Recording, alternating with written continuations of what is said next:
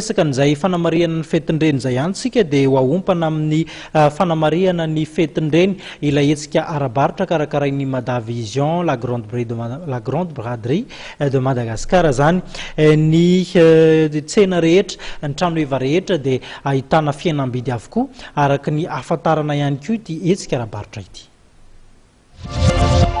Mpandrara manodidina ny 300 misolo tena sehatr'asa maro samihafa no indray anjara amin'ilay hetsika la grande braderie de Madagascar andiany natokana ho fankalazana ny fetin-dreny ary ho totsaina lampany fanatanjahantena sy ny kolotsaina etsy Mahamasina ny 20 hatramin'ny 7 Meo avy izao.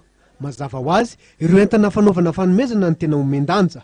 Ny fihenam-bidy goavana eo amin'ireo entana rehetra varotana io no imatimatisan'ny Madavision mpikarakara ny hetsika. Isy ny fihenam-bidy ary isy fanaraha-maso zany manokana momba an'izay fihenam-bidy izay endrasantsika mpiatsena izay sy mpakafy amin'ny grande braderie de Madagascar. Ny toky azony omena koa dia akoatra ny fitsenana ao anatin'ny fikarakarana ny fetin-reny dia misy ny toerana ahafahantsika misakafo eny toerana ary ny toerana ahafahan'ny ankizy miala voly.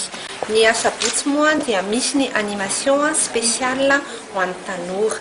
Nisy ny fivoriana ny arahandreo mpandray anjara sy ny Madavision mpikarakara ny hetsika tetsy amin'ny lapan'ny fanatanjahantena sy ny kolotsaina ary nahafahana nametraka ireo maromaritra iraisana antoky ny fahombiazan'ny hetsika.